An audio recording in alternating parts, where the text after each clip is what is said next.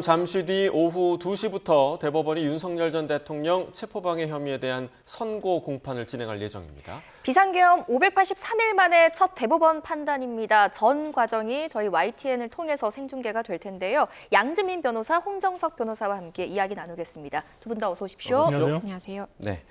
자, 비상계엄 사태 이후 583일 만에 첫 대법원의 판단이 나오는 겁니다. 일단 윤 전 대통령이 여러 재판을 받고 있는데 내란 혐의 재판도 있고요. 이번 재판은 체포방해 사건에 대한 재판인 거죠? 그렇습니다. 일명 체포방해 사건으로 보시면 되겠고요. 예. 다만 지금 판단이 된 그 쟁점 하나가 이제 체포방해뿐만은 아니고요. 그 외에 국무위원회 이 심의권을 침해했는지 여부라든지 그리고 사후 계엄 선포문을 작성하고 폐기한 그 과정 그리고 허위 프레스 가이던스를 작성하고 지시한 여부 이런 것들을 함께 이제 판단을 받게 될 예정입니다. 1심에서는 징역 5년이 선고가 됐었고 2심에서는 징역 7년으로 늘어났습니다. 항소심에서 이렇게 선고 형량이 늘어나게 된 이유는 무죄로 판단됐던 일부 국무위원회 심의권 침해 부분에 대해서 기존에 7명이었다가 9명으로 더 확대가 됐고요. 네. 그리고 허위 프레스 가이던스 작성의 경우에는 1심에서는 무죄라고 봤습니다. 예. 다만 항소심에서는 뒤엎어져서 이 부분에 대한 허위 사실이 들어가 있고 단순히 이러한 것을 확인할 의무가 없다라는 것에 대해서 이 1심 판단에 대해서 뒤집었고요. 그래서 결국 유죄로 인정되는 부분이 더 늘어났기 때문에 항소심에서는 선고 형량이 늘 수밖에 없었다라고 보는 것이 맞고 다만 오늘 선고의 경우에는 대법원에서 지금 상고심의에 대한 판단이 나오는 것이기 때문에 1심과 2심처럼 사실관계 여부에 대한 상세한 설명이라든지 이런 것들은 없을 것으로 보여지고 다만 법리 오해가 있는지 어떤 절차적 위반이 있는지 이런 부분에 대해서 설시하게 될 것으로 보입니다. 네, 이제 선고 공판이 7분 정도 남았습니다. 모든 과정이 이제 생중계로 전해질 텐데요. 윤석열 전 대통령 변호인 측에서는 반대했었잖아요. 네, 맞습니다. 근데 대법원이 이걸 허가해준 이유가 뭘까요? 일단 법에 규정이 되어 있기 때문입니다. 특검법에 특별한 사유가 없으면은 방청을 이제 허가하도록 되어 있기 때문에 그런 사유도 있지만 아무래도 국민들의 알 권리를 대법원에서 우선시했기 때문에 방송을 허가한 것으로 보이고요. 이 방송은 좀 의미가 있는 것이 사실 대법원의 선고에 대한 그 공개는 과거에도 몇 차례 있었습니다. 다만 오늘같이 전원 합의체가 아니라 소부의 판결은 그 사법 역사상 최초입니다. 따라서 앞으로도 소부의 대법원 선고가 공개될 여지는 제가 볼 때는 별로 높지 않다고 보이기 때문에 오늘 이 선고는 굉장히 의미가 있어 보이고요. 따라서 보시는 시청자분들께서는 평소에 이제 전원 합의체에 이제 대법관 이제 전원이 앉아 있는 재판이 아니라 4명이 앉아 있는 재판인데 오늘은 또 한 분이 회피를 했기 때문에 세 명의 대법관만 앉아 있는 재판입니다. 따라서 그런데 의미를 두시고 또 소부에서는 보통 하루에 수십 건, 많게는 수백 건까지 선고를 하기 때문에 수초 만에 이제 끝나는 경우들이 대부분인데 오늘은 수초요? 맞습니다. 그냥 단순히 그냥 주문만 낭독하고 바로 지나가기 예. 때문에요. 그리고 당사자의 출석 의무도 없는 대법원 선고기 때문에 더더욱 짧게 선고가 이루어지는데 오늘은 일부러 2시로 선고도 잡았고 재판 방영까지 지금 생중계가 되고 있기 때문에 아무래도 이유까지 설시를 한다면 기존의 그런 재판의 선고 시간보다는 훨씬 더 긴 시간이 걸릴 것 같습니다. 네. 자, 지금 그 말씀해 주신 부분 중에 당사자의 출석 의무가 없다라고 얘기를 해주셨는데 상고심 같은 경우는 원래 당사자가 출석하지 않아도 되는 겁니까? 맞습니다. 보통 형사 사건의 경우에는 1심, 2심의 이제 재판을 주재함에 있어서 이 피고인의 출석이 의무가 되어 있습니다. 그런데 지금 이 상고심이고 그리고 선고하는 절차이기 때문에 피고인인 윤 전 대통령의 경우에는 출석 의무가 없다라고 보는 것이 맞고 예. 네. 지금 본인의 다른 재판에 항소심 재판에 출석을 하고 있는 것으로 지금 알려지고 있습니다. 그래서 오늘 선고에는 윤 전 대통령이 직접 출석을 해서 이렇게 선고 내용을 듣는 모습을 확인하기는 어려울 것으로 보입니다. 네. 자, 앞서서 양지민 변호사가 한번 짚어주시긴 했지만 특검은 처음에 10년을 구형을 했습니다. 그리고 1심에서 징역 5년이 선고가 됐고 항소심에서는 징역 7년이 선고가 됐습니다. 네. 오늘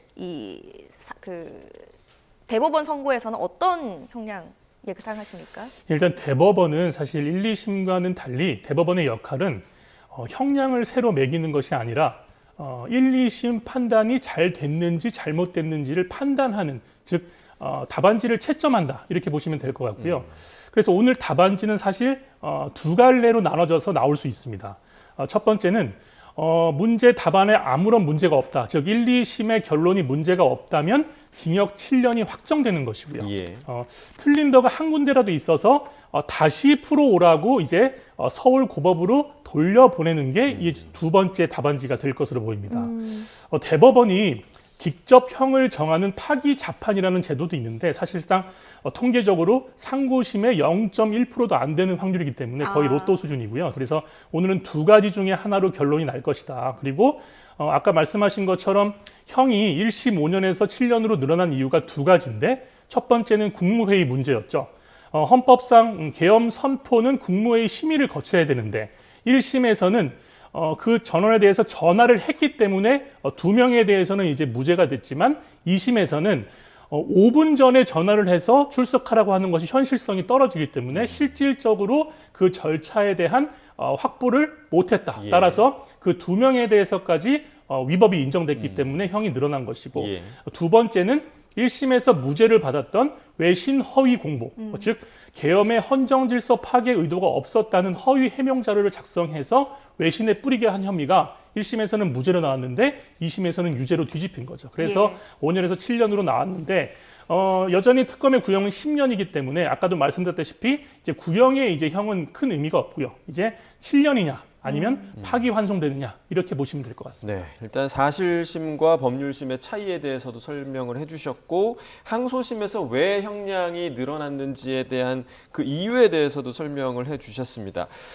일단 이 오늘 대법원의 판단이 상당히 좀 의미 있는 이유가 비상계엄의 불법성을 대법원에서도 인정을 할 것이냐 이 첫 번째 부분과 그리고 계속해서 윤석열 전 대통령 변호인단에서 문제를 제기했던 내란죄 수사권, 공수처에서 과연 이 내란죄에 대한 수사권이 있느냐 이 여부에 대해서도 오늘 대법원이 결국 판단을 하게 돼서 만약에 여기서 어떤 판단이 이루어진다면 나머지 재판에도 이 판단이 영향을 줄 수 있다라는 것 때문이잖아요.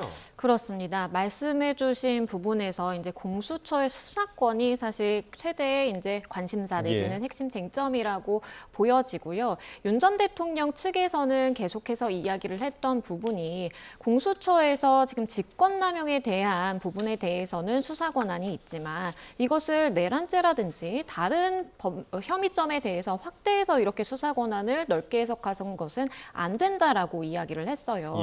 그렇기 때문에 체포 방해를 했던 것도 본인은 방해한 것이 아니라 공수처가 수사권이 없는 상황에서 영장을 집행하는 불법을 저질렀기 때문에 내가 그것에 대해서 법적으로 맞게 접근을 해서 이것을 막아선 것이다라는 취지의 논리를 계속해서 이야기를 했거든요. 이제 이 대법원에서 공수처의 수사권 부분에 대한 1심과 2심의 해석 내지는 판단이 문제가 없다. 법리적으로 문제될 것이 없다라는 사실상의 확인을 하게 되면 이후에 있을 다른 1심, 2심 재판, 그러니까 윤 전 대통령은 계속해서 공수처의 수사권 문제를 다투고 있는 상황인데 그 부분에 대한 정리가 어느 정도 되겠다라는 생각이 들고요. 만약에 반대로 이 부분에 대해서 대법원이 문제가 있다. 이 부분에 내란죄까지를 수사할 수 있는 권한이 없었다라고 만약에 판단을 하게 된다면 그렇다면 1심과 2심에서 사실은 적법한 수사권을 전제로 했던 판단들이 뒤집어질 수 있는 근거가 하나 마련이 된다라고 볼 수 있기 때문에 과연 이 공수처의 수사 권한에 대해서 대법원이 지금까지 문제가 없었다라고 볼지 아니면 좀 법적으로 우리가 해석해 볼 여지가 있다라고 판단할지 그 부분이 이제 관심이 주목되고 있는 상황입니다. 네. 자, 선고 공판 시작 시간이라고 알려졌던 2시는 지금 지나고 있습니다. 아마 이제 대법관들이 입장을 하고 착석을 하게 되면 저희도 생중계로 전해드릴 수 있을 텐데요. 지금 그 전까지는 저희가 변호사 두 분과 계속 이야기 나누고 있겠습니다. 자, 지금 대법원의 화면이 나오고 있고요. 3명의 대법관들이 자리에 착석을 했습니다. 이흥구 재판장 그리고 주심인 이수견 대법관, 노경필 대법관이 자리에 앉아 있고요. 앞서 말씀드린 대로 이제 3부 소속이었던 오석준 대법관은 오늘 재판 공정성에 대한 우려 우려 때문에 이번 사건을 회피를 했습니다. 참여하지 않은 상황이고요. 3명의 대법관이 앉아 있는 모습 함께 보고 계십니다. 네, 예상했던 것처럼 윤석열 전 대통령의 모습은 보이지가 않네요. 네, 함께 이제 들어보겠습니다. 우선 내란, 외환, 반란 범죄 등의 형사 절차에 관한 특례법 제11조 2항 등에 따른 중개 허가 결정 및 방송사의 추가 중개 신청에 따른 허가 결정에 의하여 오늘 공판기일이 중개됨을 알려드립니다.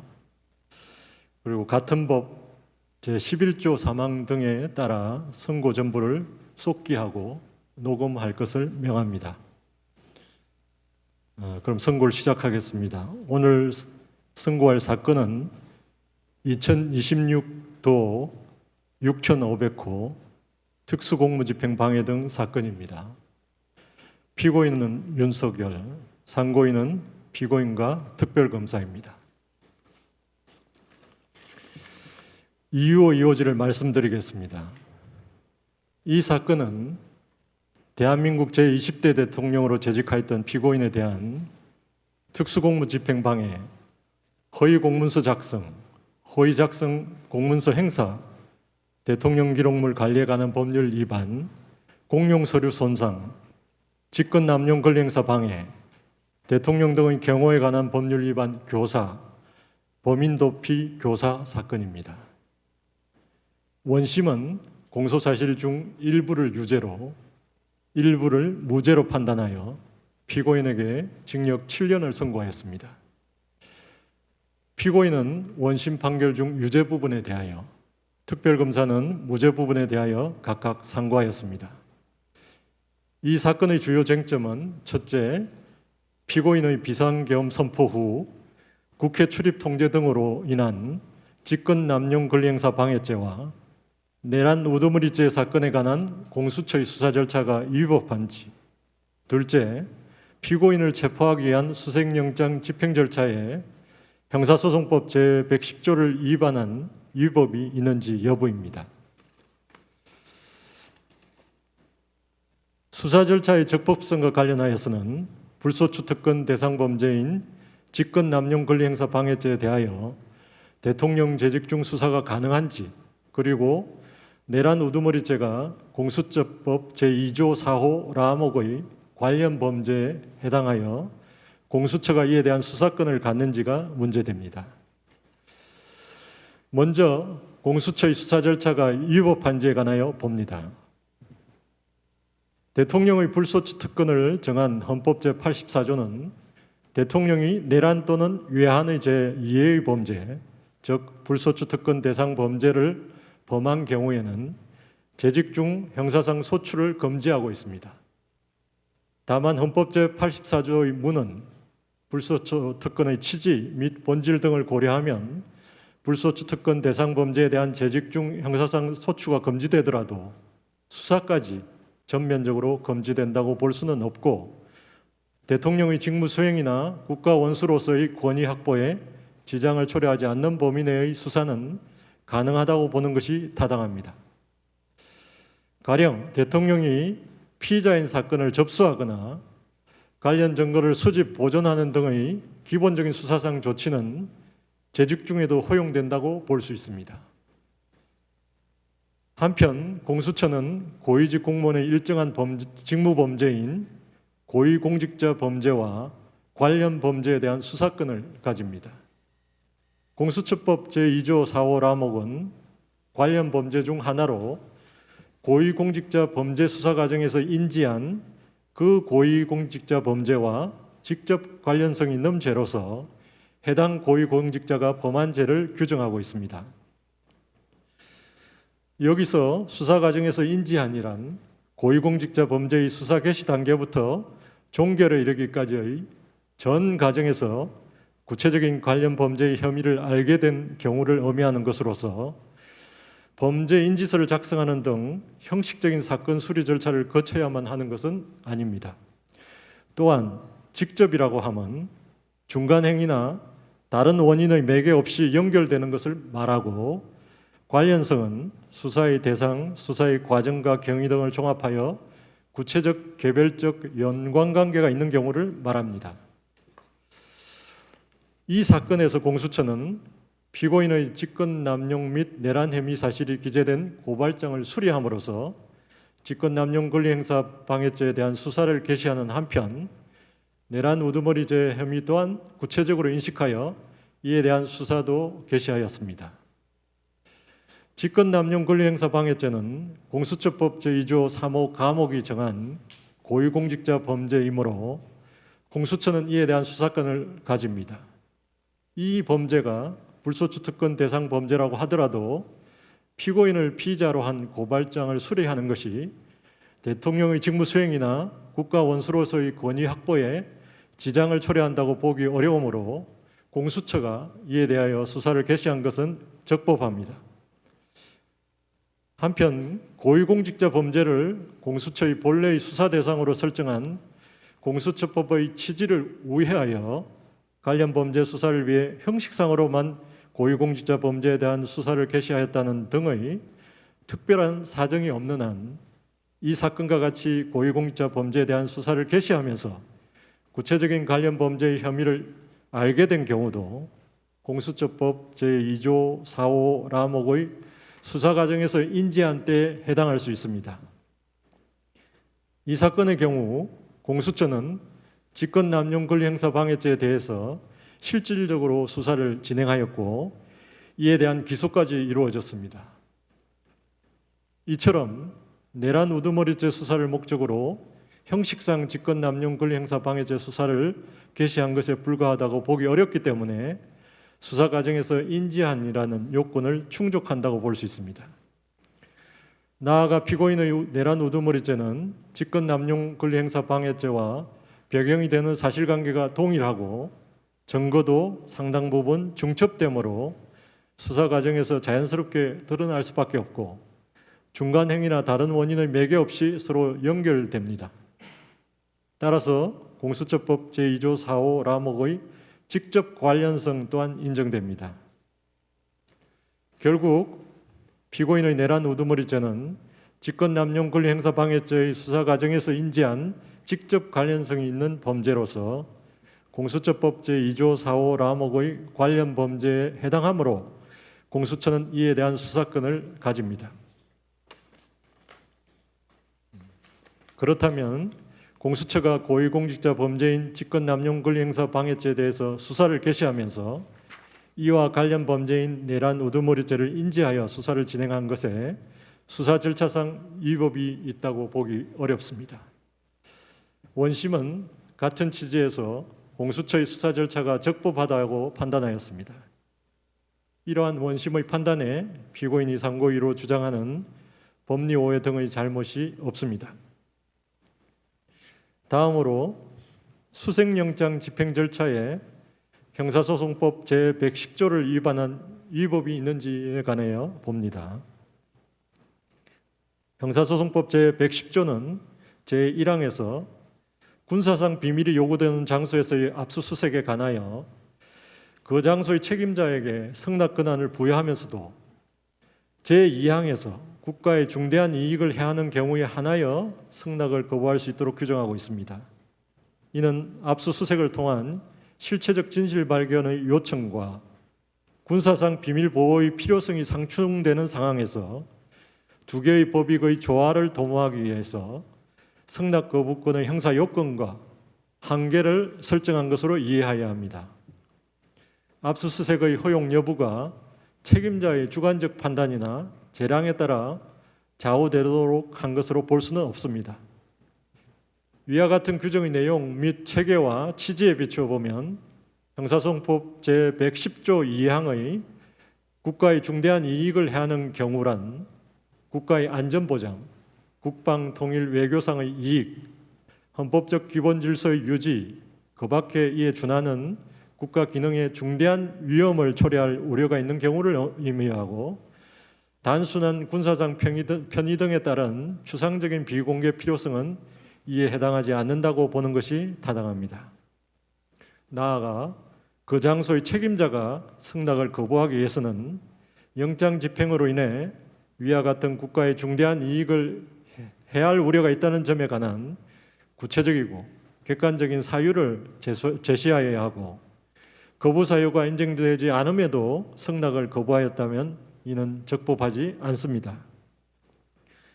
원심은 해당 장소의 책임자인 대통령 경호처장이 수색영장 집행에 대한 승낙을 거부하였더라도 그 거부 사유를 구체적으로 제시하지 않았고 또한 국가의 중대한 이익을 해할 우려가 있었다고 인정되지 않으므로 승낙 거부는 부적법하고 따라서 수색영장의 집행 절차가 적법하다고 판단하였습니다. 이러한 원심의 판단에 피고인이 상고 이유로 주장하는 법리 오해 등의 잘못이 없습니다. 그 밖에 피고인의 나머지 상고 이유와 특별검사의 상고 이유는 피고인이 일부 국무위원만 참석한 상태에서 비상계엄 선포 등에 관한 국무회의를 진행함으로써 참석하지 못한 국무위원들의 심의권 행사를 방해한 것인지, 국무총리와 국방부 장관이 서명한 문서에 의해 비상계엄이 선포된 것처럼 허위의 비상계엄 선포문을 만들어 사용한 뒤 이를 폐기한 것인지, 대통령 비서실 해외 홍보비서관으로 하여금 비상계엄 선포 직후 국회 출입을 통지하지 않았다는 내용의 허위의 공보 자료를 작성하여 전파하게 하였는지, 대통령 경호처 차장에게 군 사령관들의 비아픈 통화 기록을 삭제할 것을 지시하였는지, 대통령 경호처 소속 공무원 등을 동원하여 공수처의 적법한 체포영장 및 수색영장 집행을 방해하였는지 등에 관한 것입니다. 이는 대체로 원심의 사실 인정을 탓하는 것으로서 원심의 판단에 논리와 경험의 법칙을 위반하여 자유심정주의의 한계를 벗어나거나 범죄의 성립에 관한 법리를 오해하는 등의 잘못이 없습니다. 이것으로 유효죄의 설명을 마치겠습니다. 관여 대법관의 일치된 의견으로 다음과 같이 판결합니다. 주문, 상고를 모두 기각한다. 판결 선고를 모두 마치겠습니다.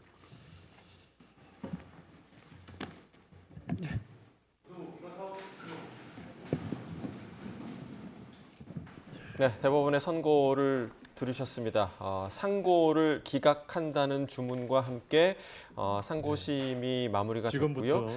결국 이렇게 되면 이제 항소심에서 판결을 내렸던 윤석열 전 대통령에 대한 체포방해 혐의 징역 7년이 확정이 됐습니다.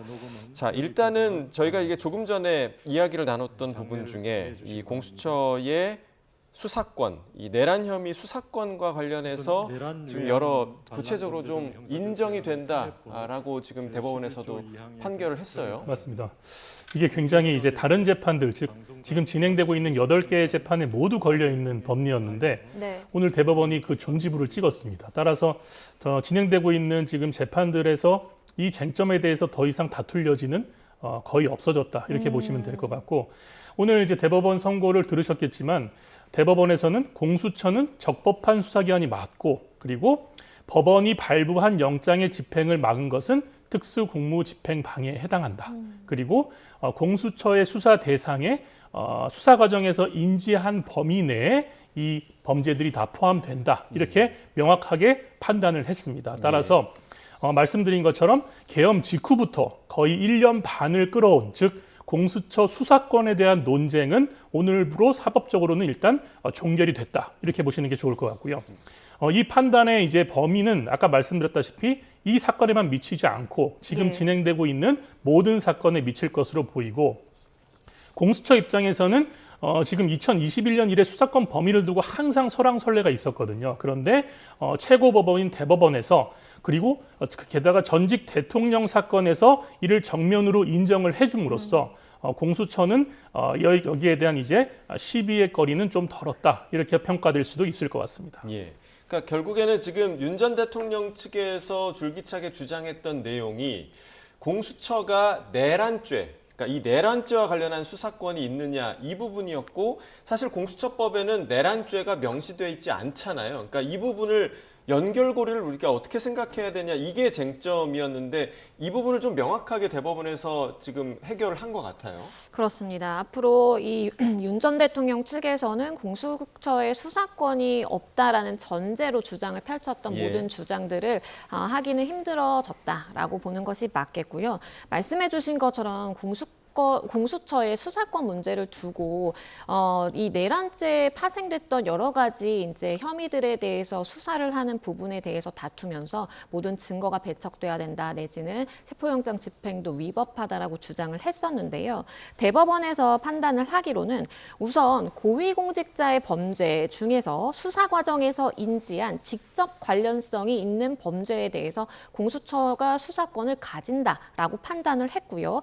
여기에서 수사 과정에서의 인지라는 부분은 수사 개시부터 종결에 이르는 전 과정에 해당한다. 그리고 수사 개시라는 것은 고발장이 접수되고 수리된 그 시점부터라고 이 판단을 하기도 했고요. 그리고 직접 관련성 있는 죄라는 건 과연 무엇인가라고 보면 사실 이 직권남용죄와 내란죄가 함께 기재된 고발장이 접수가 되었고 그 이후에 이 형식적인 사건 수리 절차가 있어야 된다라는 것도 사실 충족해야 되는 요건이 아니라고 배척을 지금 대법원이 한 상황이기 때문에 네. 이 직권남용죄와 직접적으로 관련이 있는 죄에 내란죄 이 여타 범죄들이 포함이 된다라고 판단을 했다라고 보는 것이 맞겠고 수사 과정에서 인지했다라는 요건을 충족하는 데 있어서 말씀드렸던 것처럼 형식적인 사건 수리 절차를 거칠 필요는 없다라는 부분도 다시 한번 확인을 했다라고 보여집니다. 네. 사실 지금 내란죄의 경우에 이제 문제가 된 부분이 사실관계가 동일하지만 이 공수처 법에 따라서 수사 대상이 아니다라는 부분을 계속해서 지적을 윤 전 대통령 측에서는 했었는데 대법원이 판단을 하기로는 내란죄의 경우 사실관계가 동일하고 각각의 증거들이 유기적으로 연관이 되어 있는 이 연관성을 축적을 하기 때문에 이 직접 관련성이 충분히 충족이 된다라고 보는 것이 맞다라고 판단을 했고요. 따라서 이러한 공수처가 수사권이 있다라는 전제 하에서 출발한 여러 가지 수사라든지 증거물의 수집이라든지 아니면 체포영장 집행이라든지 이런 것들에 대해서 절차상의 위법이 없고 법리 오해한 바 없다라고 판시했습니다. 네, 자 공수처의 수사가 적법했다라는 대법원의 최종 공인이 떨어졌습니다. 또 하나 그 눈여겨 볼 만한 것들이 바로 1, 2심의 결론이 달랐던 부분인데 대법원이 이제 누구의 손을 들어줬냐의 문제입니다. 하나하나 좀 짚어볼게요. 그 국무위원들의 심의권을 침해했다라는 혐의에 대해서는 그 1, 2심이 달랐잖아요. 이 부분은 대법원에서 지금 어떻게 그 판단을 한 겁니까? 그러니까 이 부분이 문제가 됐던 부분이 국무위원들의 이제 심의권 침해라는 것이 직권남용 권리행사 방해죄에서 보는 하나의 권리로서 인정이 될 수 있는 것인가? 이 부분도 하나의 이제 쟁점화가 됐던 부분입니다. 근데 이러한 부분을 판단함에 있어서 말씀해주신 것처럼 1심에서는 심의권 침해에 대해서 인정을 했지만 7명, 그러니까 연락을 취한 7명에 대해서는 이 유죄로 연락을 안 한 7명에 대해서는 유죄로 받고 2명의 경우에는 연락 받았지만 참석을 안 한 것이기 때문에 이제 무죄로 봤었거든요. 네. 그런데 이 부분에 대해서 2심에서는 9명 모두에 대해서 이 유죄가 판단이 된다. 왜냐하면 이 전화 연락을 통해서 고지를 했는데 이러한 연락 자체가 실질적으로 참석할 수 없는 불가능한 시점에 이러한 연락이 취해졌다라고 한다면 국무위원들의 심의권이 침해된 것으로 보는 것이 맞다라는 것이 항소심의 판단이었어요. 그런데 이 대법원에서 모든 상고의 기각을 결정을 했기 때문에 결국에는 그 판단의 전제가 된 것은 항소심이 이렇게 9명의 국무위원들의 심의권을 침해했다라고 본 유죄 부분에 대해서 법리 해석이라든지 오인을 한 부분이 없다라고 판단을 했기 때문에 이 부분에 대한 논란도 일단락됐다라고 보는 것이 맞습니다. 네. 그리고 2심에서 뒤집혔던 부분 중에 하나가 외신 허위 공보 부분이었습니다. 네, 그러니까 이 부분이 무죄 1심 무죄에서 2심 유죄로 뒤집히면서 형량이 늘어나기도 했는데 이 부분도 대법원에서는 확정을 하게 된 거죠? 맞습니다. 이 부분에 대해서 1심에서는 이제 무죄로 봤거든요. 1심의 이제 주요 논리는 그런 정부의 대외 공보 활동까지 사법 통제 안에 있다고 보기는 어렵다 이런 취지의 이제 무죄 판결이었는데 반대로 2심에서는 외신 허위 공보 부분을 모두 유죄로 봤었습니다. 예. 그런데 말씀하신 것처럼 오늘 대법원에서는 모든 상고를 기각했는데 그 의미는 이런 외신 허위 공보 부분이 결국 유죄가 된다고 판단을 했는데요.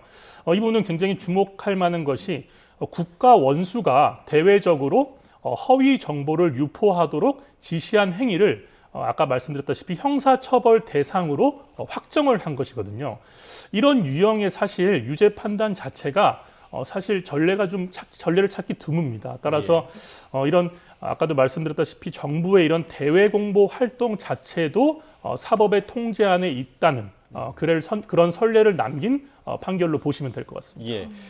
지금 말씀 듣는 순간에 이제 속보가 좀 들어왔는데요. 윤석열 전 대통령이 오늘 이 자리에 참석하지 않았고, 자, 지금 일단 윤석열 전 대통령 측 변호인의 이야기 좀 들어보겠습니다. 전원합의체 판결에 어긋나는 원심에 대해서 좀 더 면밀하게 봤었어야 될 그런 문제들이 있었는데 그런 부분에 대해서는 사실 오늘 제대로 심리가 되지 않은 부분이 너무 많습니다.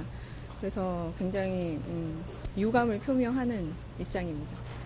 공수처 내란죄 수사권을 인정하는 판결이 나왔는데 이거에 대해서 그 법률 유보 원칙에 바로 너무 위배되는 판결이어서 어떻게 그것을 인정할 수 있는 것인지 사실 법에 구체적으로 정해지지 않은 부분에 대해서 확장적으로 대법원이 해석을 하게 되면 그것이 모두 국민에게 피해가 가는 부분인데 그 부분을 너무 쉽게 인정한 것이라고 생각합니다. 공수처 수색영장 집행이 적법했다는 그 판결에 대해서는 어떻게 생각하십니까? 그 부분은 수색영장에 적시되어 있지 않은 장소에 대해서 수색을 적법하다고 인정한 부분에 대해서 오늘 아무 말씀도 하시지 않으셨는데 그렇게 되면 사실 주소가 적시되어 있지 않은 그런 장소에 대한 수색영장을 인정한다, 그것이 적법하다라고 보셨기 때문에 이 부분은 영장주의를 형해하는 판결이라고 봅니다. 혹시 재판 소원도 검토하십니까? 예, 검토하고 있습니다. 오늘 선고 전에 윤 전 대통령이 따로 이야기한 건 없나요? 따로 말씀하신 것은 없고, 예, 특별히 하신 말씀 있으시면 추후에 말씀드리도록 하겠습니다. 예. 이상입니다. 고생 많으셨습니다. 자, 일단 대법원에서 퇴정을 하는 윤석열 전 대통령 측 변호인이죠. 유정화 변호사의 이야기를 좀 들어봤는데요. 대체적으로 오늘 대법원의 판결을 받아들일 수 없다, 유감이다 라는 소견을 밝혔고요. 제대로 심리되지 않은 부분이 많았고 또 법에 구체적으로 정해지지 않은 부분을 확정적으로 해석했다라는 입장을 전했습니다. 네. 자, 윤석열 전 대통령의 내란 본류 재판도 진행이 되고 있었는데요. 현재 대법원 선고 공판을 보기 위해서 변호인들이 지금 보기 위해서 잠시 재판이 휴정됐다는 소식도 들어왔었고요. 윤석열 전 대통령 선고 직후에 결과를 실시간으로 확인한 후에 고개를 끄떡했다라는 소식도 들어왔습니다. 예, 앞서 그 기자의 질문도 있었습니다. 아까 유정화 변호사에 대해 질문을 했었는데 이번 상고심 이후에 재판 소원의 생각이 있느냐라는 질문에 재판 소원 검토하고 있다. 지금 우리가 이제 3심제에서 4심제로 바뀌었기 때문에 그렇게 되면 이 사안을 헌법재판소에서도 한 번 더 검토를 하게 된다라는 거잖아요. 아주 중요한 그 지적이신데요. 사실 올해 이제 2월 27일부터 헌법재판소법 개정안이 통과가 됐기 때문에 이제 말씀하신 것처럼 이제 공식적으로 4심제는 아닙니다만 이제 한 가지 절차가 더 생긴 거죠. 그런데 여기서 아셔야 될 것은 그 절차가 우리 1, 2, 3심 즉 대법원 판결 선고와는 좀 다르게 일단 오늘 대법원 선고가 재판 소원 제도가 있다고 해서 유효하지 않은 것이 아닙니다. 즉 선고 즉시 바로 효력이 발생하기 때문에 윤석열 전 대통령은 오늘부로 미결수에서 이제 기결수로 신분이 바뀌게 되거든요. 하지만 이제 말씀드린 것처럼 헌법재판소법 개정에 따라서 4심제에 해당하는 재판 소원이 이제 가능하게 됐기 때문에 오늘 선고일로부터 이제 90일 이내에 여기에 대해서 재판에 대해서 재판 소원을 할 것인지 여부에 대해서 결정을 내리면 됩니다. 하지만 사실 재판 소원에 대해서는 요건이 굉장히 엄격합니다.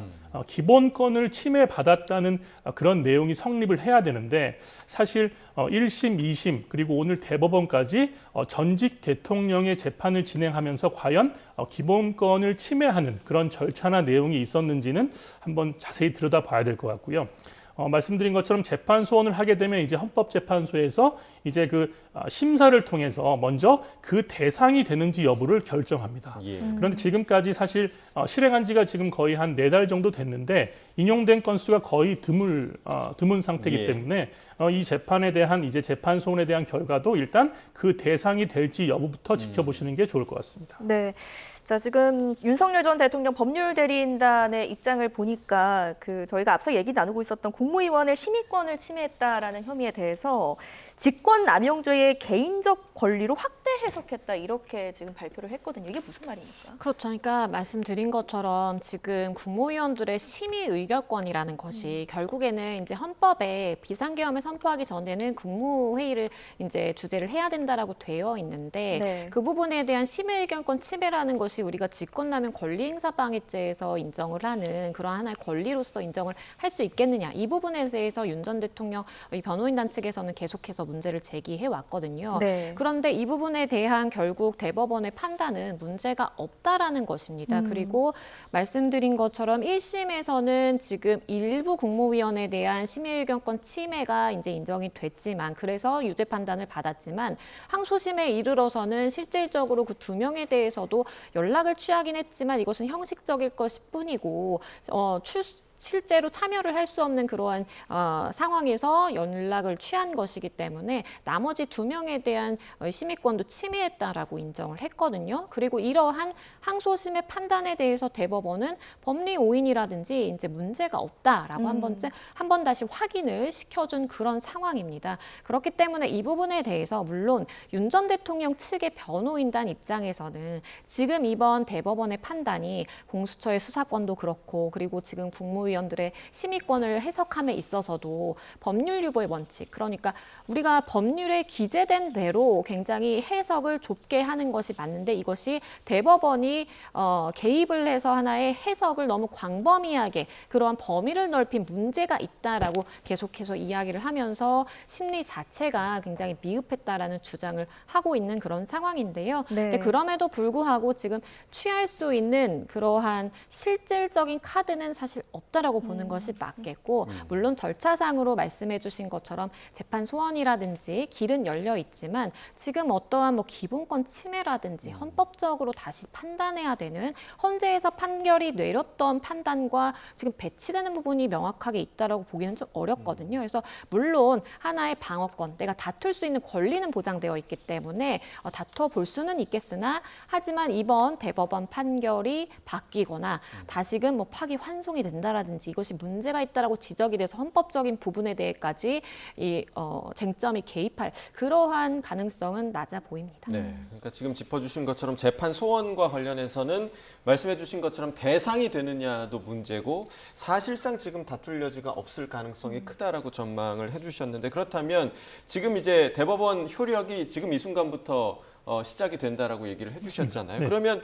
지금 윤 전 대통령이 받고 있는 다른 재판들도 있고요. 윤 전 대통령뿐만 아니라 이 사안과 관련돼서 재판을 받고 있는 다른 재판들이 상당히 많습니다. 맞습니다. 오늘 대법원의 판결이 엄청난 영향을 끼치겠는데요. 예, 오늘 굉장히 중요한 판결인 게 사실 오늘 선고도 제가 볼 때는 원래 형사 재판은 그러니까 나무로 따지면 이제 줄기 즉 큰 나무통에 해당하는 이제 재판이 먼저 이루어진 다음에 줄기가 그러니까 나뭇가지가 이루어져야 되는데 예. 사실 본류는 지금 항소심 재판 중이거든요. 예.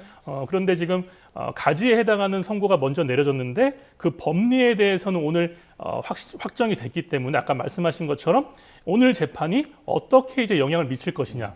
저는 3가지 정도로 보시면 될 것 같습니다. 예. 첫 번째는 말씀드린 내란 우두머리 항소심 재판입니다. 지금 굉장히 치열하게 다투고 있는데 오늘 선고가 난 계엄 절차의 위법성도 사실 그 다툼의 요소인데 오늘 판결로 인해서 그 다툼의 여지는 이제 사라졌다. 예. 이렇게 보시는 게 좋을 것 같습니다. 따라서 이제는 윤석열 전 대통령의 변호인들은 이런 계엄 절차의 위법성보다는 그런 국헌 몰란 목적과 폭동성이라는 부분에 주목을 하게 될 것이고요. 두 번째는 오늘 1심 선고를 받은 경호처 간부들의 항소심에도 영향을 미칠 것 같습니다. 오늘 1심 선고가 났는데 이 경호처 관계자들이 모두 다 공무 관계에 있거든요. 해당 사안에, 오늘 사안에. 그래서 계엄 절차의 위법성이 인정됐기 때문에 사실상 항소심에서 이 법리를 다투는 것은 포기해야 되는 상황이기 때문에 여기에 대해서도 큰 영향을 미칠 수 있다. 그게 두 번째 이제 영향이고요. 마지막으로는 한덕수 전 총리를 비롯해서 계엄 관련한 국무위원들 사건에도 영향을 미칠 것으로 보입니다.